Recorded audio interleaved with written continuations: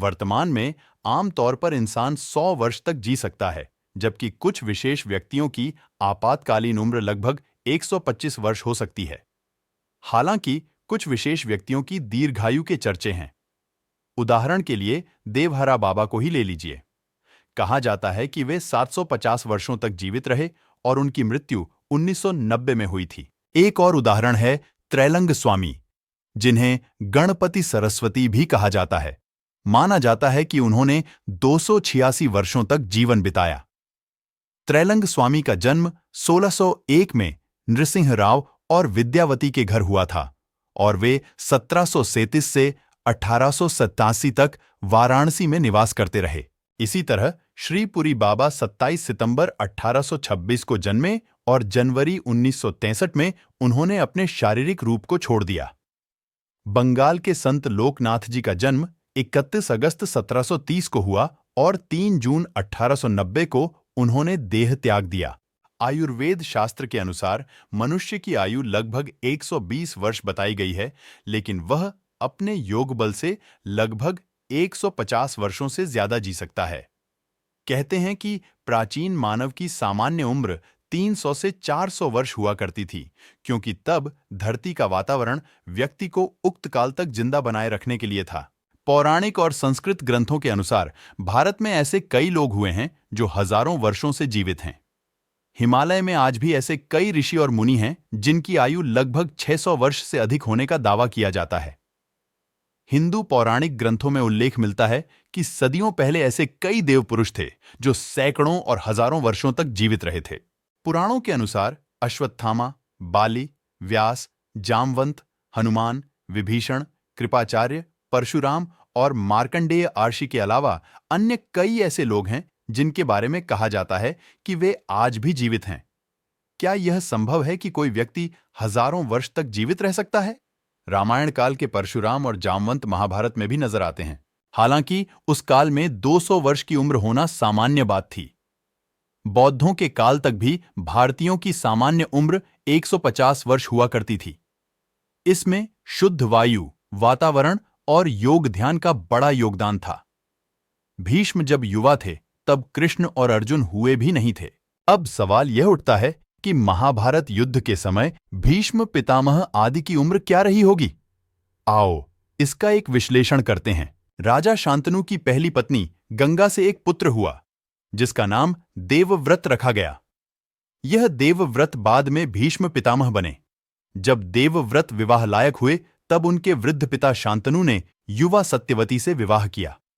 हम मान लेते हैं कि इस समय देवव्रत की आयु 22 वर्ष थी, जिससे यह साबित होता है कि शांतनु का दूसरा विवाह भीष्म की 22 वर्ष की आयु में हुआ था। अब शांतनु और सत्यवती के 2 पुत्र हुए, एक चित्रांगद और दूसरा विचित्रवीर्य। विचित्रवीर्य के बालपन में ही राजा शांतनु का देहांत हो गया था। तब भीष्म ने अपनी प्रतिज्ञा के अनुसार अपने सौतेले भाई चित्रांगद को राजगद्दी पर बिठाकर शासन किया। जब चित्रांगद बड़ा हो गया तो उसे राज्यभार सौंप दिया। उस वक्त चित्रांगद की उम्र 20 वर्ष होगी।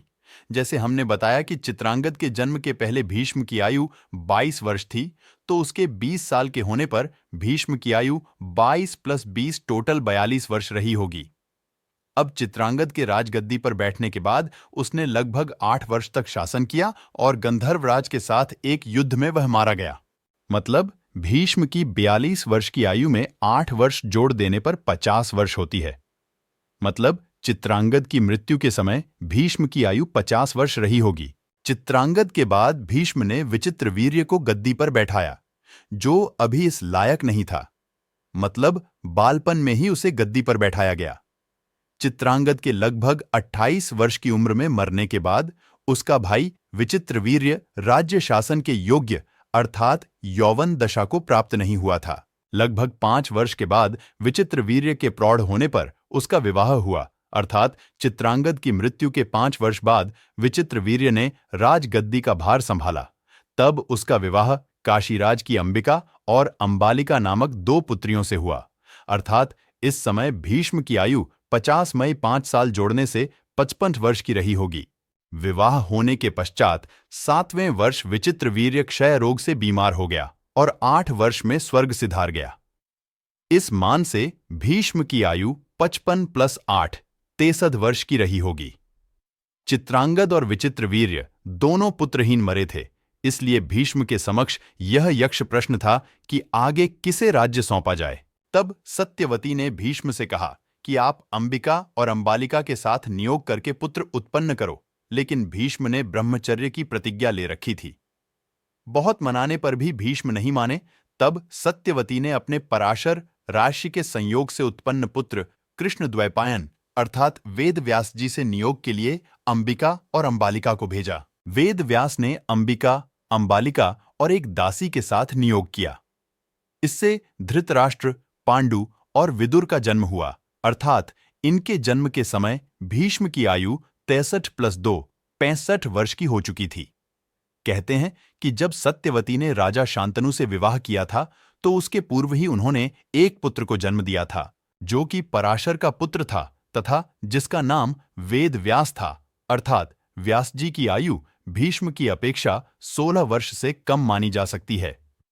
इस मान से अंबा और अंबालिक के साथ नियोग के समय व्यास जी की आयु लगभग 50 वर्ष के करीब रही होगी। धृतराष्ट्र अंधा होने के कारण राज्य के अयोग्य ठहरा, लेकिन पांडु के प्रौढ़ होते ही पांडु को राज्य मिला। इतना होने के लिए कम से कम 18 वर्ष संपूर्ण होने आवश्यक हैं, इसलिए पांडु के राज्य अभिषेक के समय भीष्म की आयु 65 + 18 83 वर्ष तो निश्चित ही रही होगी। राजा पांडु ने 10 से 12 वर्ष अच्छी प्रकार राज्य किया था, जिसके पश्चात उनको क्षय रोग होने के कारण वे हिमालय की पहाड़ियों में जाकर रहने लगे और फिर ऐसे में धृतराष्ट्र को राजगद्दी मिली। उस समय भीष्म की आयु 83 + 12 95 वर्ष के लगभग रही होगी। इसके पश्चात 4 से 5 वर्षों की अवधि में युधिष्ठिर और दुर्योधन आदि का जन्म हुआ, अर्थात पांचों पांडवों के जन्म के समय भीष्म लगभग 100 वर्ष की आयु को प्राप्त हो चुके थे। युधिष्ठिर और दुर्योधन की आयु में लगभग 1 या 2 वर्ष का ही अंतर प्रतीत होता है। पांडव विद्या प्राप्त करके जब यौवन दशा को प्राप्त हुए, तब दुर्योधन आदि कौरवों ने शकुनि के साथ मिलकर लाक्षागृह में पांडवों को जलाने की योजना बनाई, परंतु पांडव बच गए। उस समय युधिष्ठिर की आयु 20 वर्ष लगभग रही होगी, अर्थात भीष्म की आयु भी 100 + 20 टोटल 120 वर्ष से कम न रही होगी। इसके पश्चात 10 से 12 वर्ष तक पांडवों को कष्ट झेलना पड़े।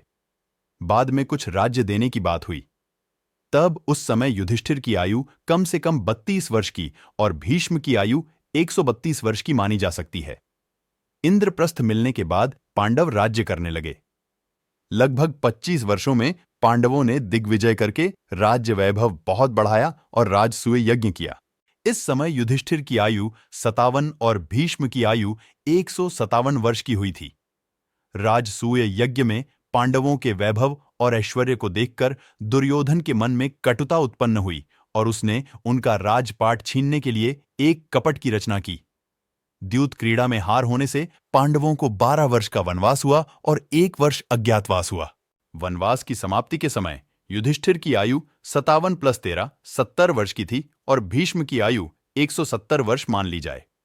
वनवास और अज्ञातवास की समाप्ति के बाद कुछ समय दोनों पक्षों का बातचीत करने में व्यतीत हुआ और उसके पश्चात महाभारत युद्ध हो गया और यह युद्ध 18 दिनों तक चला।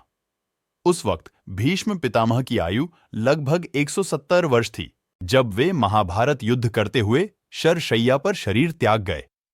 दरअसल भीष्म सामान्य व्यक्ति नहीं थे, वे मनुष्य रूप में देवता वसु थे। उन्होंने ब्रह्मचर्य का कड़ा पालन करके योग विद्या द्वारा अपने शरीर को पुष्ट कर लिया था। दूसरा, उनको इच्छा मृत्यु का वरदान भी प्राप्त था, इसीलिए उनकी उम्र इतनी लंबी रही थी। अब आप भीष्म की उम्र के मान से अन्य सभी योद्धाओं की उम्र का अनुमान आसानी से लगा सकते हैं। कहते हैं कि युद्ध के 15 वर्ष बाद धृतराष्ट्र, गांधारी, विदुर आदि वन में चले गए थे। वहीं 2 वर्ष के अंतराल में उनकी जीवन लीला समाप्त हो गई थी। शोधानुसार महाभारत का युद्ध हुआ तब भगवान श्री कृष्ण 55 या 56 वर्ष के थे। महाभारत युद्ध के 36 वर्ष बाद उन्होंने देह त्याग दिया था। इसका मतलब 119 वर्ष की आयु में उन्होंने देह त्याग किया था। पुराणों के अनुसार श्री कृष्ण की आयु 125 वर्ष बताई गई है, जबकि ज्योतिषियों के मतानुसार उनकी आयु 110 वर्ष थी।